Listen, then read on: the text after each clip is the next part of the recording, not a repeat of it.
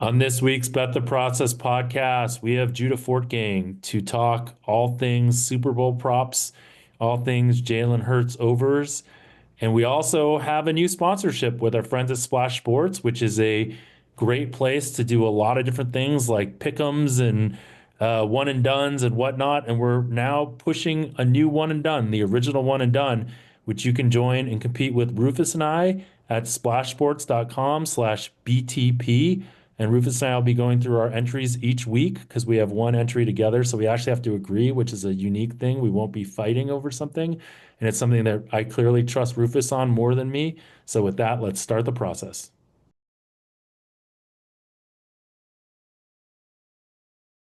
Welcome to another episode of the About the Process podcast, where I am in Phoenix, Pahonix, and Rufus is in Vegas, getting ready to be the king of the props. Zilbow's the king of the over-unders. You're king of the props. Is this a Sure. good Super Bowl week for you? Ask me in a week. So explain to me this. Like we are about to have Judah on, and you, like I have done to you, called me square because I am thinking of hedging my 4-1 Chiefs ticket. And it's basically this is a fascinating thing because you're No, calling me square because I'm essentially not. you think that the line is correct. No, I'm And not calling you square because you're trying to hedge it, but I'm calling you square because you're talking yourself into trying to hedge it because you're like, no, I think the Eagles are going to win. Like, I think that's the square part, like the process of well, it. but I do, but I so the okay, here's the process. The reason that everyone thinks that the Chiefs are going to win is because they always win in these situations, right? Which is like the Xander always loses on day four until he doesn't. And the Chiefs always win in these situations until they don't, right? And there's just like, it seems like the Eagles have more talent at basically every position except for quarterback. And there just seem like a lot more paths for the Eagles to win this game. Like they can dominate on the run. They can have that Hurts game that like, I don't know, spoiler alert, we think there may be quite a bit passing by Hurts. I don't know. I guess I just like I don't want to root for the Eagles. I don't want to hedge my bet. I'd rather just sit there and have my Chiefs jersey on and root for Mahomes. Maybe I'll just do And that. just And do that. probably will. And what does your friend Diggs think? Diggs thinks they're always going to win. I mean, I actually talked to him after the line in the Bills game popped, and I said, "This seems insulting. This seems like way too short a line. How is this the line?" And he was like, "I already got too much on the Chiefs. I'm not putting any more on." So, anyways, yeah. But Diggs, we would say, is biased. I thought look, he's a really good NFL bettor, shouldn't he? I think he's pretty unbiased. All right. Well, I'll ask him. I'll ask him. Okay. We have to pay some bills, Rufus, and the bills are from Splash Sports, and we are entering the original one and done competition. You can go to splashsports.com/BTP to enter. Rufus and I are going to enter a joint entry together. It's a $2,500 entry. There's all sorts of great prizes for it besides being in the top 20. It's one of those ones where you can only pick one golfer each week. Once they're done, they're done. But they have some really cool junk bets like for people outside. So there's a lot of ways you can win. We'll go more into it later, but we need to figure out who we're going to pick this week. That is really important. So you need to help me because you are the sharp. I am the square. We could call this segment the sharp and the square. Who should we pick, Rufus? Okay, I would say we want someone who is good but not who we think is going to be a good course fit, and maybe this will be kind of their peak, right? Yes. So my argument for someone that's sort of like in the not top priced tier would be Erasmus Højgaard, who's very long, and I think he fits this course pretty well. And Okay. I think he's under the radar, and that's one option. I mean, there also is the option for Scheffler, just because the field isn't that strong, and like, I mean, you're seeing him he's priced at like plus 280 at FanDuel right now in DraftKings. That's So is your point, you're really low never going to get price. an opportunity to get a golfer at that short of odds? Yeah, yeah. I mean, you're not going to see Xander at that, or not Xander. You're not going to see Scheffler at that price in a major. Clearly, at least I don't anticipate you will. Right now, I mean, he just doesn't like. There's no Rory, no Xander. Basically, no like the second best golfer in the field right now is JT, and JT who had been lost in the wilderness for a while, and then after that, it's Im and Matsuyama. So it's not a super strong top of the field. But should we save Scheffler or So are we earn the prize money these guys earn? Is that right? yes? In the contest. So why don't we figure out what that prize money is? That's because this is not a signature event, correct? Yes. It is not an elevated signature event. Are you looking it up? Yeah, I'm trying to find it.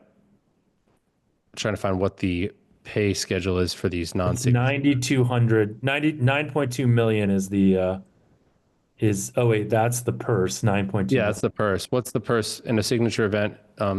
20,000, 20 million. 20 million, sorry. Yeah.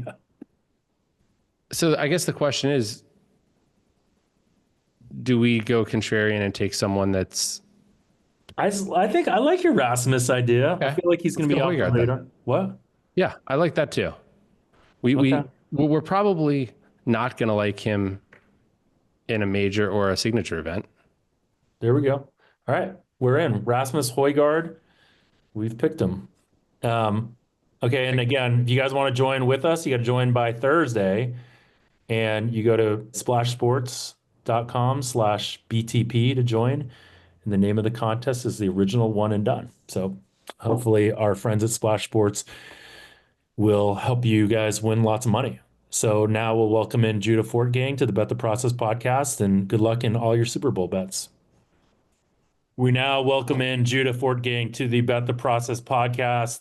This is a very exciting appearance. We've got Super Bowl coming up. And I was just unable to control my excitement to ask you if you have any contrarian takes on the Super Bowl. So I will now ask you on air, do you have any contrarian takes on the Super Bowl?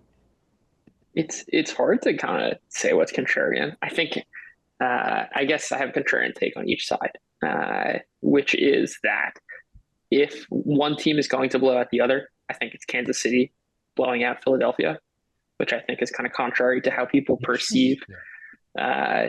the nature of Kansas City and Philly. I think that is because we can see Kansas City just like rolling on offense. We got the playoff Mahomes, and the Eagles kind of struggle in a pass heavy game state against a defense that I think has actually gotten a lot healthier and better over the last month or so of the season. I really think Jalen Watson coming back means a ton to this defense.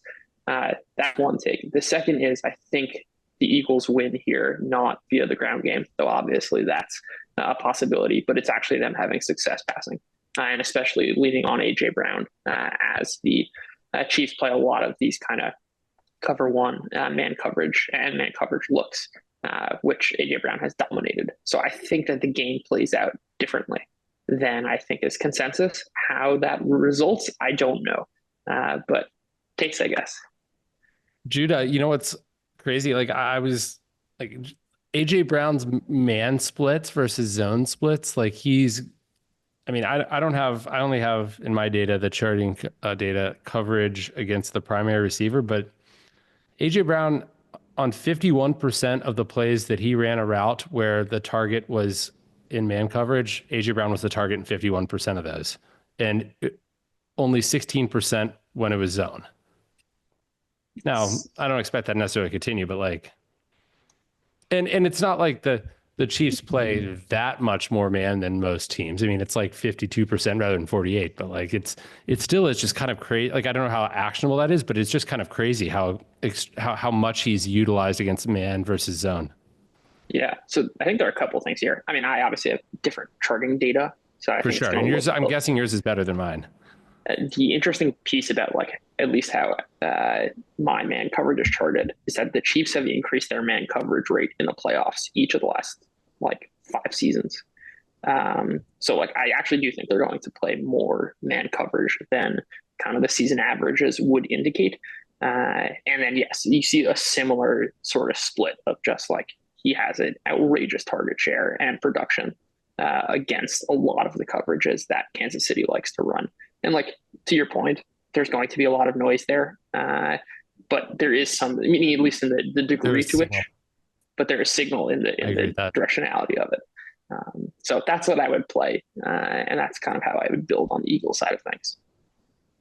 It's interesting because you're saying Eagles will win via the pass game, but at the same time, the Eagles won't thrive in a state where they need to pass the ball. They're more likely to be blown out when they're in that state. But Yeah, yeah. I although don't. Yeah, go ahead. I was gonna say, I personally kind of agree that like think back to the Super Bowl 2 years ago, where the Eagles ended up they were not as much of a run heavy team at the time, but they still ended up throwing the ball a lot that game, and I can see that happening again. I think that game illustrates a lot of like the weird kind of path dependencies and game dependencies. Right, there was a fumble, uh, and like the Chiefs also had a huge punt return. Like these are the things which are going to cause more plays on like the Eagles side. I agree. I'd also just clarify, like I don't think that Hurts is necessarily going to struggle in one state or another. I think it's just like the path towards, meaning conditional on one team uh, winning with margin. It is probably that sort of scenario, less so than like I'm going to take a stand on if the Eagles have to be in obvious passing situations. I actually think, contrary to some of their previous opponents, how Kansas City plays defense plays into the strengths of Hurts, at least right now. Meaning the man coverage rates, how he performs against the blitz. I'm assuming a little bit more health on the offensive side. Um, so I don't think necessarily that it's going to be, oh, Eagles in bad game state, passing game not good. I think there's more to it. So the narrative is that Jalen Hurts struggles against the blitz if you talk to any Eagles fans, but I think he struggles against pressure. But That's based on the numbers, I actually he's a better than average quarterback against the blitz for sure. I mean, maybe he takes a few more sacks, but his completion percentage against blitzes is like I believe it was over 65% this year, yeah. which is pretty impressive. What to make of that? Is it just that No, are the Eagles just really good at picking up the blitz, and so are we remembering the times when he just held the ball too long and took a sack, or just kind of like the games where he wasn't in rhythm? yeah, it's very difficult to, I think, kind of piece together what is blitz versus pressure, and also these things are like interacting, and pressure is not, especially with a quarterback like Jalen Hurts, just like uh, uniform relative to the rest of the league. He creates a lot of his own pressure because he holds the ball for very long, and that also that play style works with the blitz because a lot of the blitz is a matter of timing, and like there by definition of a blitz coming, there are likely going to be some receivers coming open, and it's a question of whether or not you can kind of get rid of the ball quick enough to beat the blitz before that extra rusher gets there, which I think kind of blends into my next point, I guess, which is that like Hurts also played a very different style in the conference championship game. His average time to throw was about zero point 0.4 to zero point 0.5 seconds lower than it's been for most of the season. Was one of his lowest numbers, and he was not scrambling as much. And it's when he scrambles, in particular, when he escapes the pocket, that he invites so much of this pressure. And I think that's kind of the recipe to beat the blitz. And I think it's a function of the Eagles trying to keep him in rhythm, which is where he gets into where he gets out of rhythm is where he gets into a lot of his trouble. So yes, there are a lot of things kind of intersecting here, and you don't want to kind of rely too much on one game as signal, but that is certainly a viable path, I think.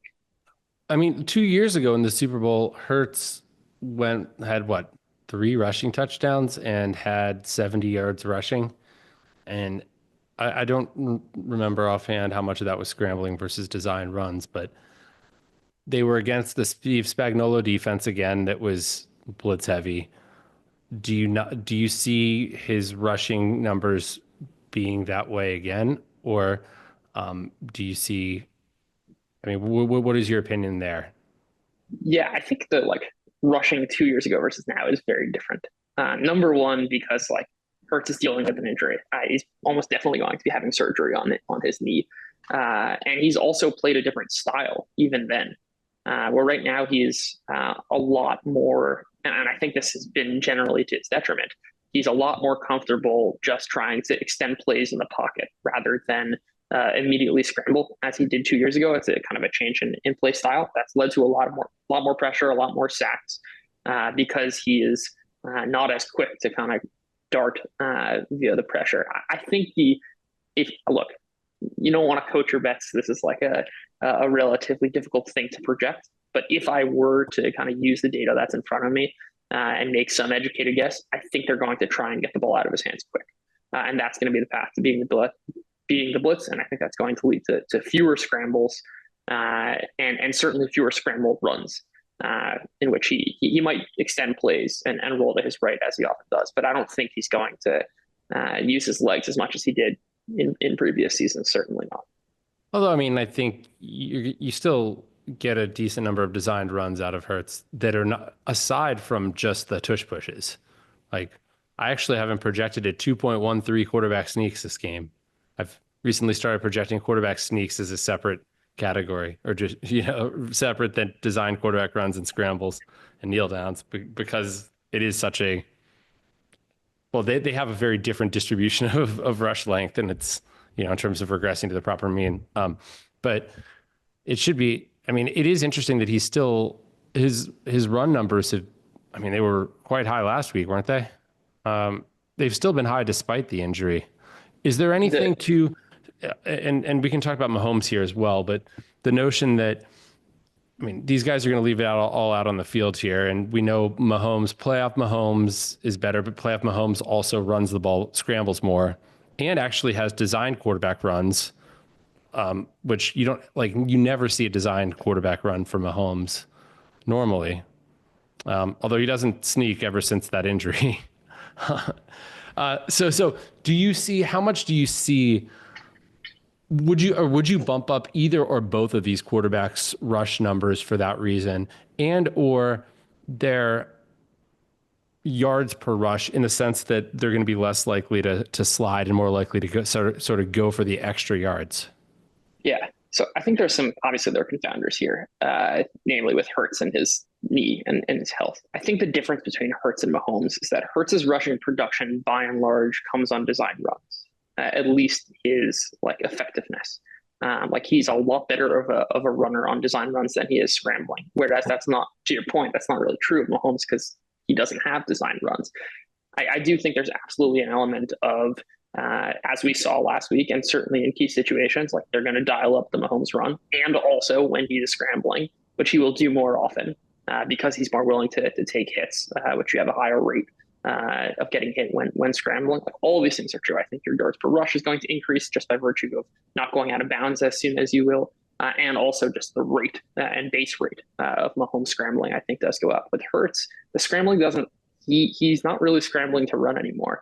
And I don't think that's really been part of his game for a while, and certainly not, I think, with this injury. The question is, he's going to get some design runs. How successful is he there? I think will largely determine, let's say, his prop, which has gone up. I think it's like 10 yards from the conference championship to the Super Bowl. Yeah. It's 39 and a half. That's what I saw somewhere. So which I actually think is right on target, personally. I feel like I'm generally a good Judah whisperer, meaning I can discern from your analysis what I should bet on the spread and the total. But so if we are both afraid of Hurts passing and believe that Hurts can have success passing, right? What is the story then of the Chiefs' ability to score? What do we think about that in terms of the matchup with, because obviously we hear so much about this Eagles defense and how I would think about this is that the Chiefs are likely to pass downfield more, right? They now have a healthy Mahomes, all this kind of stuff. Worthy, someone can I think about this as a potentially very high scoring game where the over is in play because, obviously there is a game state where both teams run and it's really boring and slow, but the idea that the Chiefs will probably try to be aggressive and attack downfield. And then if that happens and there is success, then the Eagles are going to be forced to pass more. Um, I don't know. Is there anything to that? Yeah, I think that the game script piece of this is going to be driven by the Eagles. If the Eagles come out passing, if the Eagles are trying to take advantage of these man cover splits and they have success early, I think Kansas City follows. That's kind of the nature of like the voodoo of like Mahomes is that they're basically just doing everything possible to win and nothing more. I think the like really striking stat I saw this going around was like Patrick Mahomes' success rate on third and longs has basically remained the same since 2018, but his EPA has gone down basically every year. It's just like they're doing the exact required amount to win effectively. So I think that the game state's going to be largely driven by the Eagles. If they're going to run the ball, we're probably going to end up in a slow one. If they're passing, and this is like massively uncertain what they're actually going to do, then I think we can see a high scoring game because I do think, and this is also one of the hard parts about this matchup, is I'm very conflicted on the Chiefs side of things. I think there is certainly some element of Patrick Mahomes in the playoffs that has this new gear. I also think there's some confirmation bias going on, which is that like we have a 2 game sample. I think that really what was most meaningful about the Buffalo game is that Buffalo's pass defense was really, really bad. And it wasn't like the Chiefs had, they got off to a great start, but it wasn't like they were lighting the world on fire. And the first game against the Texans, because of the special teams and because of the way the game state played out, like they just weren't really, they didn't need to be tested to the point of the Chiefs are going to do exactly what they need to win. So like, I think there's some confirmation here. I also think it is true that 2024 Patrick Mahomes is not as good as 2022 Patrick Mahomes or 2018 Patrick Mahomes. Like there are levels to this. So I'm not entirely sure what to make of these things. I'm concerned about Mahomes' sack rate. He had an otherworldly sack avoidance that has seemingly been worldly over the past. Even in the playoffs, he's taken more sacks than we're used to seeing from playoff Mahomes. But with that said, I do think there is still some effect of like this is not the same quarterback as what we saw from the production in the regular season of 2024. And he is still the quarterback because of how well he can scramble.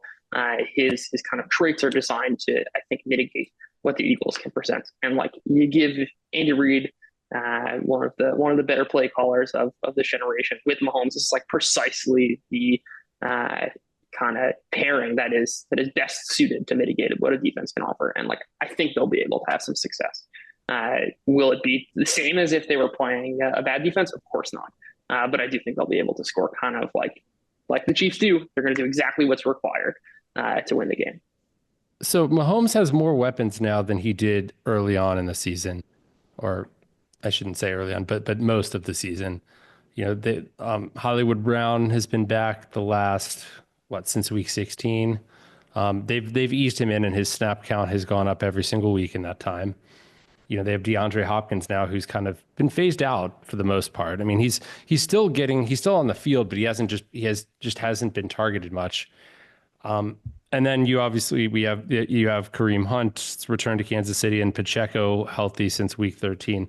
Are you just trying to prove how many names you actually know? Is that what you're doing? I know names for props. Don't worry about me, Jeffy.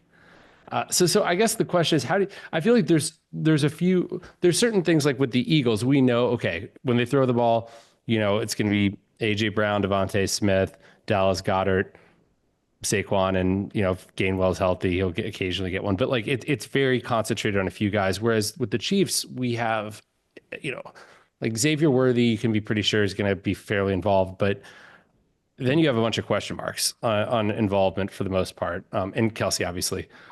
But so you have Juju, who will go games without a catch and maybe one target. And then, you know, he was more involved last week. You kind of have this like mess of wide receivers, like Juju, Brown, DeAndre Hopkins. And I mean, I guess Justin Watson's basically, we don't expect much from, I mean, he's kind of been phased out with now that Marquise Brown's there. So what do you sort of see there? I mean, I know that Kansas City's been not a big downfield passing team as much this year. I mean, more kind of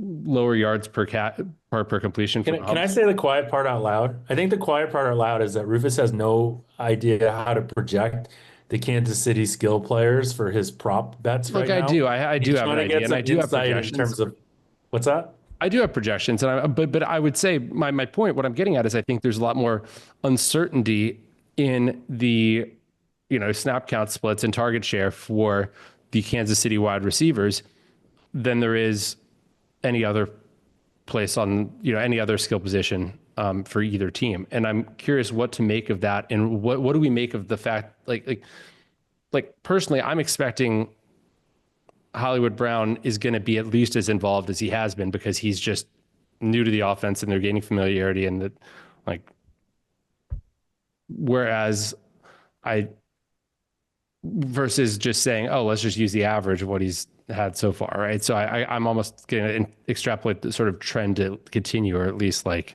not sort of regress.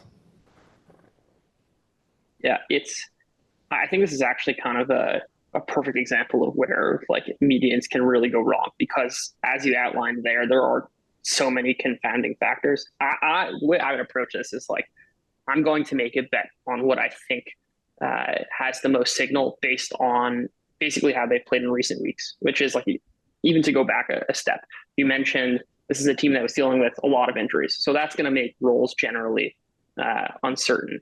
Add in the fact that over the course of the seasons, the way they've utilized Xavier Worthy has completely changed. He went from a guy who was and this is a function of Marquise Brown coming back.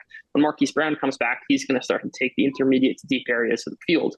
And Worthy right now is the kind of hot read on throws where Mahomes is getting rid of the ball in 2.5 seconds. His target share has gone way up. His general depth of target and route depth has gone way down. His role has adjusted. So I think you almost want to look at. I think the last 2 games are going to have the most signal, just by virtue of like it is the kind of constant that we have not had basically throughout the season for the Kansas City skill groups. And also like if there's any element to like personnel deployment, there's probably going to be the most signal in the third playoff game relative to how they treated the first 2. And here I think it's a question of like, okay, let's understand what each player's role is in the offense. And if you are betting on, say, deep passing, like that, I think primarily is going to go to Marquise Brown. I think Xavier Worthy's the guy of if Mahomes is getting rid of the ball quick and they're just going to scheme him touches short. And runs. And these runs, which are like sometimes swing passes, which can be passes or runs. Hopkins has just like he has not really seen the field at all. Like in 3 receiver sets, Juju Smith-Schuster has kind of overtaken him there. I think he's going to be at least last week, Smith-Schuster ran double the number of routes as Hopkins. Look, Smith-Schuster, I'll say, okay, Smith-Schuster has been unaffected by Hollywood Brown being healthy. Like he which suggests to me that very different role, right? For sure. And whereas Justin Watson has dropped off the face of the earth, like just the same, like snap count wise, but DeAndre Hopkins has not like, yes, he's dropped off, but he was like, he still had 18.3% of snaps last week and then 32% the week before. What do we think that continues to drop off or not? And like before that, he was in the 40s. So like, it's just the fact that he hasn't really seen a lot of, I mean, he had 1 target last week and he did have 4 targets the week before that. So it's, I mean, he turned those 4 targets into 2 catches for 7 yards. And that's why you're seeing the prop numbers as low as they are on him. But, if is that not an overreaction?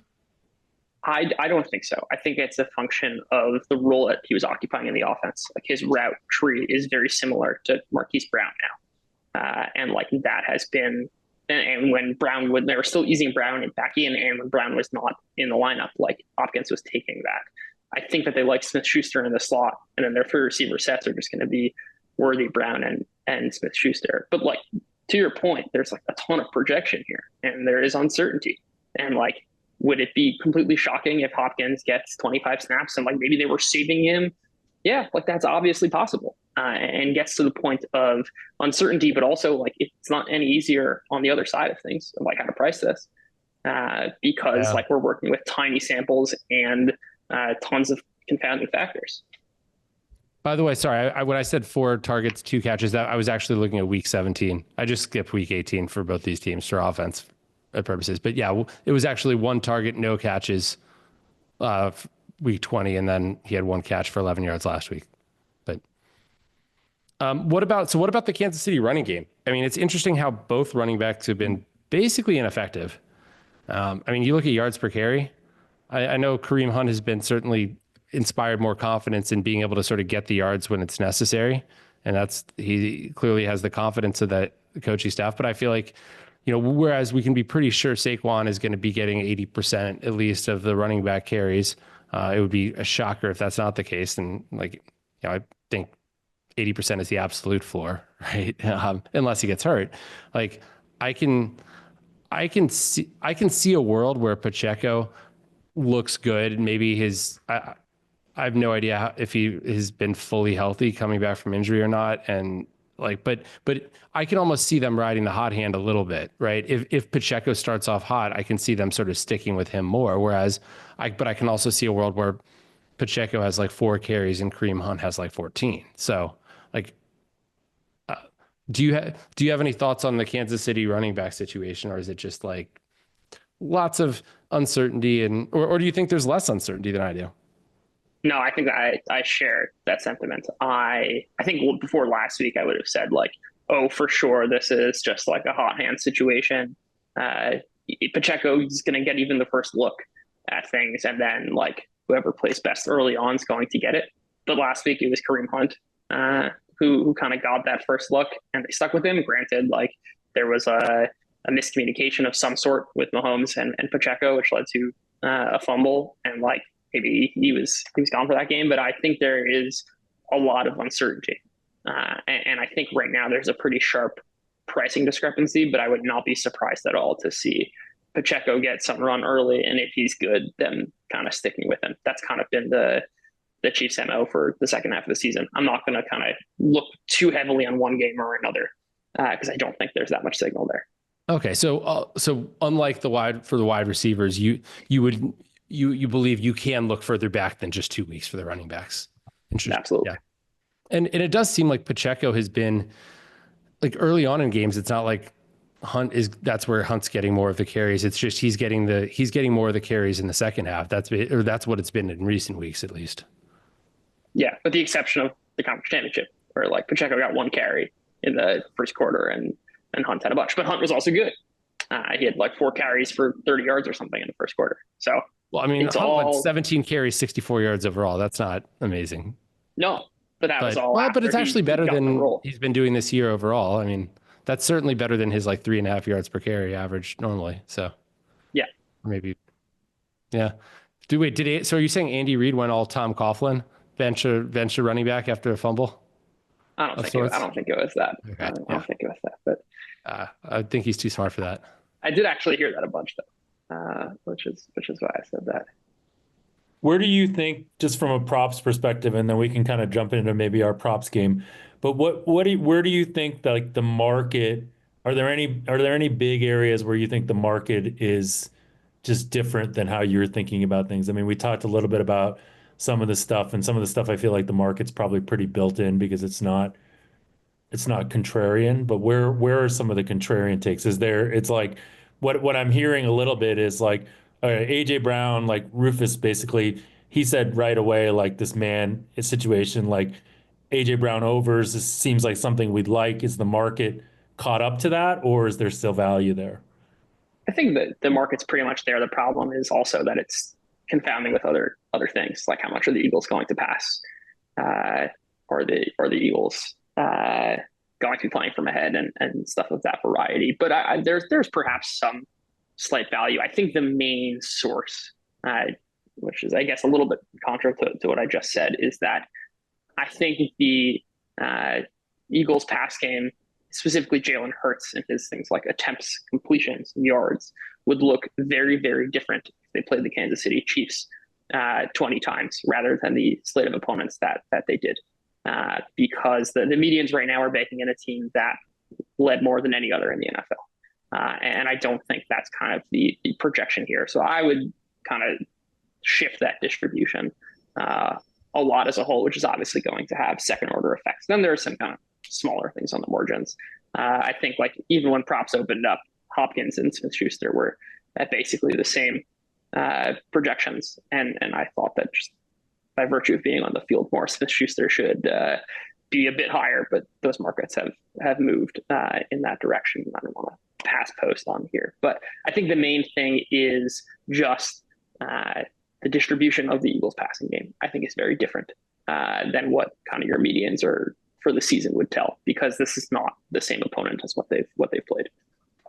You could say that just like most Super Bowls where these teams have been playing with the lead most of the time, they're going to be in more run heavy states because of that, generally speaking. And then they're playing again, they're playing a game where one of them is going to be leading and one of them is going to be trailing most likely. And so I think you're very right about context. Yeah, I would just add though, like this is not your typical. This is like still an outlier. By like they really have not trailed at all this season. They're like an outlier with the Eagles. Yeah. Yeah. No, I was looking at their selection. Their predicted running percentage versus it's like Okay, so let's do our prop game. So our prop game, we've done this twice. This is our third time doing it. You get a mythical $1,000 budget. You got to bet at least 3 bets. You can't make a bet of less than $100. I mean, you can't just load up on one bet. And whoever has the highest ROI, the 2 losers have to donate $1,000 to the winner's charity. We haven't decided if we're going to free roll Judah, but he seems to be game for this game. Also because he probably knows he's going to win, so it doesn't really matter. But who wants to go first? I guess Judah's probably the most prepared. Do you want to give us your first? I'm the least prepared. Yeah, I was gonna say I don't know how prepared I am. Maybe I'll have to do the sizing. Yeah. Why doesn't Jeff wait? So it's 3 bets. At least 3. At least 3. It's at least 3 bets. So you could bet more than 3, but at least 3 bets. The lowest one it has to be $100, and it's $1,000 total budget. Okay. Yeah, I don't know my complete sizing. I mean, I feel like we didn't record Tuesday last week. I feel like there was we recorded later. This makes it tougher. I can start with with one. The Chiefs to have 4 or more sacks. This is plus 150 on ESPN bet right now. I think that's just not properly accounting for who's playing quarterback for the Eagles. Hurts takes a ton of sacks. Kansas City has one of the better pass rush units and comes with the kind of general pass distributions I just outlined. I think Hurts is going to be dropping back to pass a lot more often. Although you did say you thought they might have more quick passes, which would kind of negate absolutely. that. Absolutely. But it's about value, right? That's right. Okay, I got called by housekeeping in my hotel. What was your actual bet, Judah? It's Chiefs over 3.5 sacks plus 150. It's available on ESPN bet right now. And what's your sizing? I'm gonna have to figure that out at the end. Ooh. All right. Jeff, you're next. Unless you're ready. I'm looking up prices here to make sure. I'm going to do 300 on Jalen Hurts to win the MVP at plus 322 or something like that. That's a good bet, I think. Yeah. It's like clearly because the Barkley narrative is that Barkley and everyone else, but let's be honest. How many ways did the Eagles win this thing and he's not the MVP? So if you're going to bet on the Eagles, why don't you just bet on him? How do people feel about that? I'm a genius, not a genius? No, I like that. I like that. That's on my list too. So I wanted to tout a play, but I already bet it and it moved 4 yards, so I can't tout that anymore, sadly. But it was kind of a perfect one to pick. But instead, I'm going to pick, will Super Bowl be tied after 0-0? No, plus 120. This is 100% just algorithmic. Like it should be, I think it should be plus 105, getting plus 120.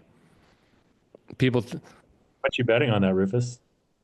I don't know. Well, if I could literally just put in the bet now and front run, but then the line. Well, but this is a bet that'll probably be there on game day. This is one of those that because people like betting on the yes to be tied after they think I mean, look, it's a really close spread.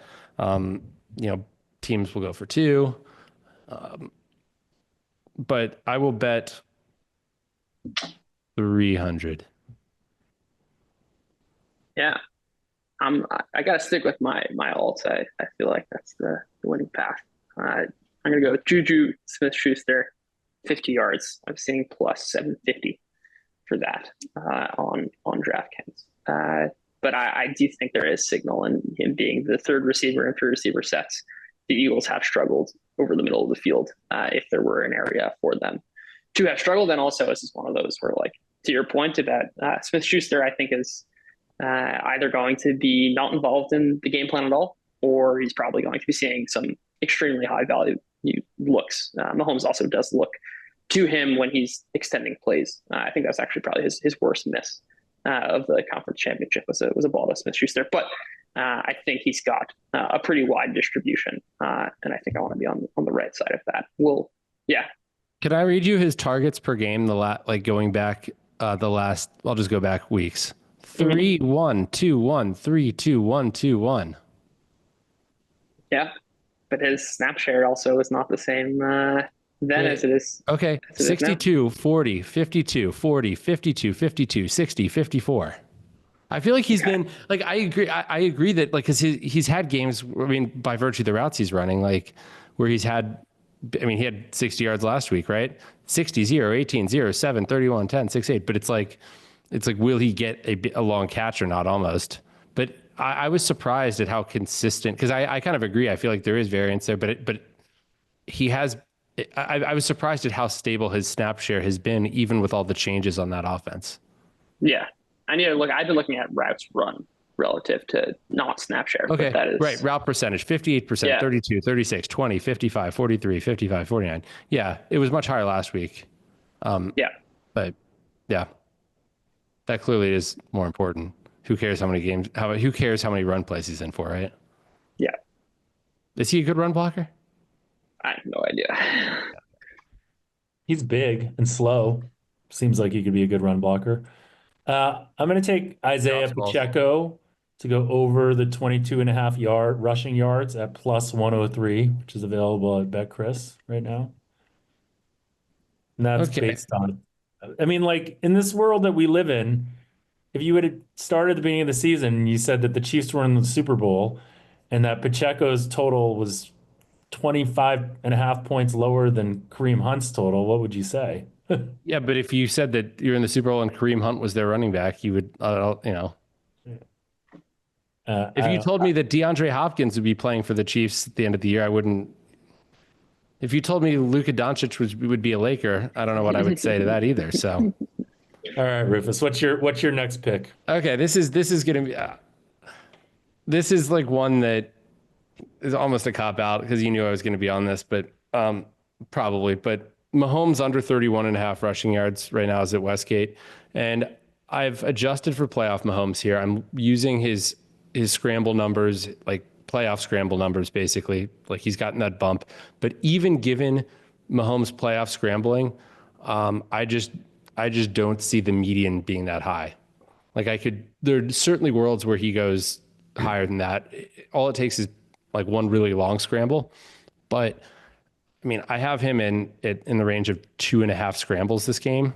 And, you're not going to get any quarterback sneaks. You're not getting a lot of designed runs. There might be, he might get one or two on a short yardage or play, but not a quarterback sneak. And then you also have the fact that the Chiefs are a small favorite here and the possibility of kneel down time. And I remember a few years ago, the negative 5-yard kneel downs that saved my ass on the Mahomes unders. So I'm going to take the under there, and I'm going to do that for 400. Wait, is this so 400 wrist? I guess that becomes right. What's the price on that? Minus 110. Yeah, 400 wrist. You have $300 left. Or Dude, I'm just putting you I'll down go for 440 risk just to make it like round numbers because I'm not that guy that. Jude, I'm putting you down for 300 on your first two bets. I'm bet sizing for you. So you have a Okay. $400 bet left. Okay, fine. Uh, then I'd go, I guess just sticking with the long shots. AJ Brown, first player to 50 scrimmage yards, 7-1. I saw that at Caesars. I think the explanation here is that I mean Barkley should be the rightful favorite. I think, but to Rufus's point about Kansas City has a very condensed target share. I think you need a lot of volume for one player to kind of emerge there, and I want to play the angle of uh, Philadelphia coming out throwing and taking advantage of what should be their biggest matchup advantage with AJ Brown. Obviously, also a big play threat. Uh, I think this one's a little bit off, and especially if the Eagles, excuse me, the Chiefs come out to sell out and stop the run. Okay. I like it. Yeah, I do too. They seem like they seem sharp. They seem like sharp bets. I'm going to I take thought. Jalen Hurts just to go over the 214.5 passing yards at plus 102. I mean, as you mentioned, there's a bunch of ways we can get there. They come out passing, it turns into a shootout. They get down, he gets there by volume. Just seems like a lot of ways to get there. I'm guessing that you probably like the alternate overs better on him, but I'm going to just take that. It's one of those rare cases to me, actually, where I don't. Uh, and I think I just like, as I said, when you asked earlier about like what uh, just general thing is mispriced in the prop market, I think it's like the medians here more than anything else. Though it has moved slightly. It did open up at 210. Um, the alts, I think you got to pair it with a particular game script. Okay, I'm going to go with Saquon under 22 and a half rushing attempts at minus 110. I just think game script, like it's as you said, Judah, they've been playing with such positive game scripts all year. I can see a world where Philly is, and Kansas City's got a very, very good run defense. So I can see, I just see that there being so many ways for this to win and fewer ways for this to lose. Plus, obviously, there's also the chance that Barkley could get injured. So unlike, a Pacheco or a Hunt or something like that, where if one of them gets hurt, the other goes off. Like those guys can benefit from an injury. Barkley doesn't benefit really from anybody getting hurt. So I'll put my last. Will Shipley. What about Will Shipley? If Will Shipley gets hurt, then it doesn't really matter because Gainwell's probably going to play. Okay. Last thing we're going to So do. I have only 200. I only had 260 for that, I guess, huh? Yeah, it's risking 260. Okay. I'll recap these quickly just so people have them. I have Hertz to win MVP plus 322, Pacheco to go over 22 and a half yards plus 103, and and then 400 on Hertz go over 214.5 yards at plus 102. And then Judah has the Chiefs over 3.5 sacks plus, is it 150 you said?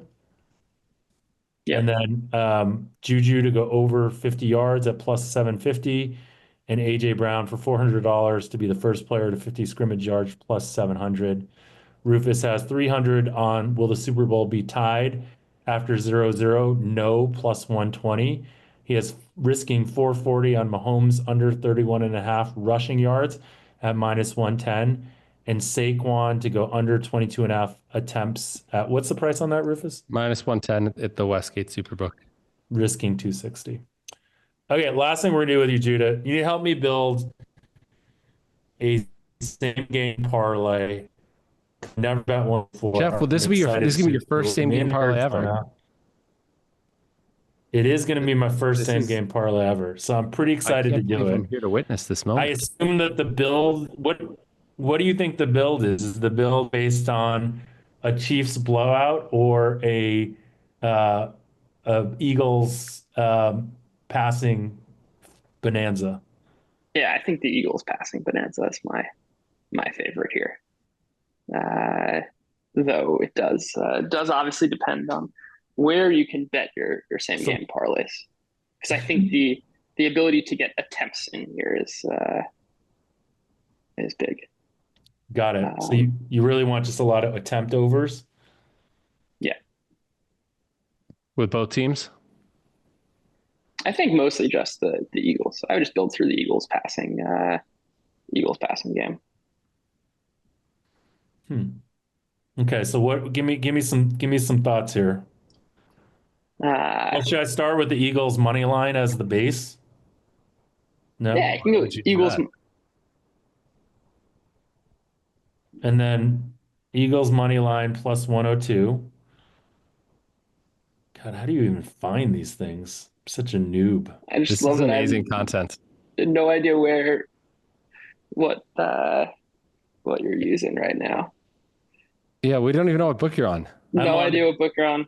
I'm on one that, well, we'll mention it. I'm on FanDuel. Okay. Tell me what else I need to put on this.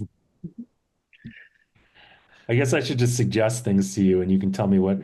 What is it? Why doesn't Judah give a parlay for you to? Well, no, because Well, most pass attempts hurts plus 300. I take that, right? There you go. There you go. Should I take most pass completions then, probably? Plus 410. I would assume that's well baked in I would see how for the much that past changes tense. your actual Yeah, like. It's probably not going to change the. yeah. Okay, I didn't Maybe take do that. just do completions instead of attempts. That's That's plus 410, probably the better move also, given the especially given you went with money results. line. God, I love how smart you guys are. But again, this is all probably these correlations are probably all already baked in. I also, yeah, so probably haven't, yeah, I won't take that. Okay, so, and then we'll do something with AJ Brown, huh? As part of this. Oh, yeah, first player to 60 plus receiving yards. What is he there? Like plus 250, Yeah, 200? plus 250. All right.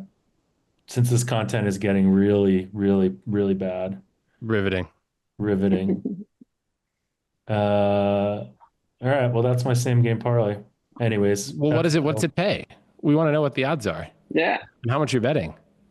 I mean, it just says plus 809. Is it? No, that's not right. Hold on. Yeah, it says plus 809 right now. Do you feel like you were ripped off? Kind of. For me to have all these things happen.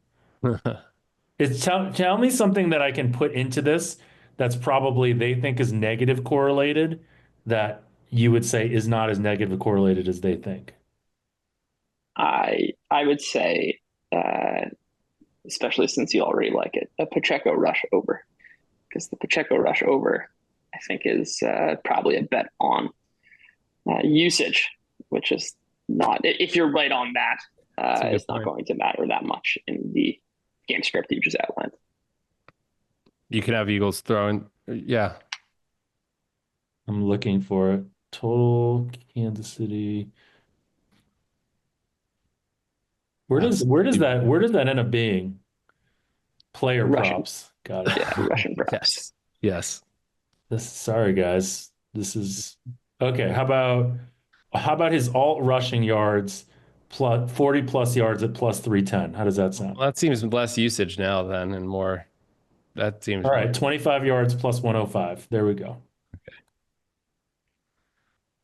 Judah, how are you planning All on right, now attack? that gets it up to plus 2108. Sweet. All right, we're in. How much are they taking from you? Oh, enter wager. You can put a number and it'll tell you what it'll you don't have to submit it. Like you can put like $1 million and it'll tell you how much you can actually bet max. I haven't done a lot in this one. I mean, Right. See, I can put 1,000 on it. would you be able to put like 20,000? They wouldn't take that, would they? If you put 20,000, don't hit enter. If it doesn't correct you and say like maximum wager with No, something, max wager is like 3,000 something. that's impressive. Yeah, I always knew you were square. but No, I'm not square here. I bet some of your college basketball here and they started limiting me. So there you go. I'm not square anymore. All right, there's our riveting content for this week. Judah, good luck in the Super Bowl betting. Thank you for joining us. Hey, good luck in your prop bets, guys. And we'll probably talk to you next season. So Well, can I ask before, like, Judah, how are you planning on personally attacking this game? Are you going to be betting a lot of props yourself? Are you SGPs, a mixture? Or are you just, not betting much at all? Like, what's your sort of, what is your Super Bowl plan? Yeah.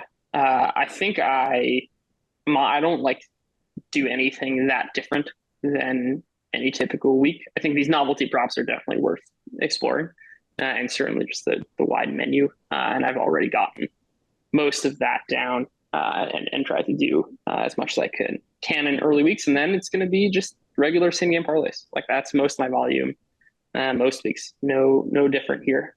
And obviously, I'll be paying attention to live stuff too. Awesome. Well, thanks a lot, Judah. Yeah, thanks, thanks for Judah. having me.